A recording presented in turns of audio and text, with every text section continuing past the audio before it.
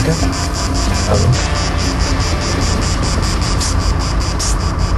Θα βγάλει λίγο το γυαλάκι να δούμε το ματάκι.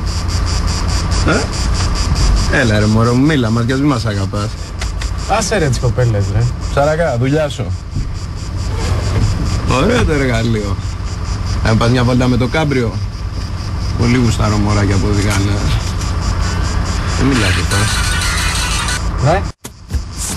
Μωράκι, είσαι για λίγο babysitting. Θα μου πεις το ονοματάκι σου? Νόντα. Το άλλο? Περιστερόπουλο. Και ο φίλος σου? Όχι ρε Κατερίνα, δεν χρειάζεται να πάρεις το κάτω, θα έρθουμε εμείς. Τι αυτό, λαγουδάκι? Έλα. Εσύ μωρό μου χρειάζεσαι ένα πραγματικό άντρα να σε φροντίζει. Έχω πραγματικό άντρα να με φροντίζει. Κουκλάκι μου έχεις. Γεια. Τον Κουρμπαλί τον ξέρεις? Κουρμπάλι. Ποιο Κουρμπάλι? Το διοικητή του στρατοπέδου σου. Είναι ο πατέρας μου. Λαγουδάκης και Περιστερόπουλος είπαμε. Όχι ρε. Όχι ρε. Τι έκανες πάλι ρε? Ελπίζω να μην έχετε σχέδια για τις 2 επόμενες εβδομάδες. Α, κοπελιά. Εγώ σήμερα παίρνω άδεια και φεύγω Σαββατοκύριακο με την κοπέλα μου να πάμε στη Μήλο, η οποία είναι αισθητικός και... Το βούλωστο.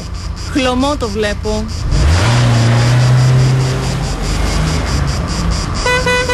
Τι είπε ρε, τι βλέπει χλώμα ρε? Όχι ρε. Ρε μαλάκα, 1 εκατομμύριο γκόμενες στην Αθήνα και έπεσες πάνω στην κόρη του διοικητή. Είσαι μαλάκας. Κάμω τρόχια. Καλά, εντάξει.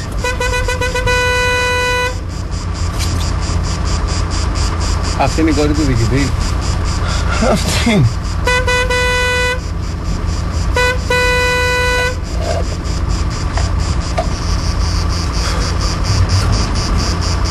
Πώς είναι δυνατόν ρε φίλε κάθε φορά να μπλέκομαι τις μαλακίες σου?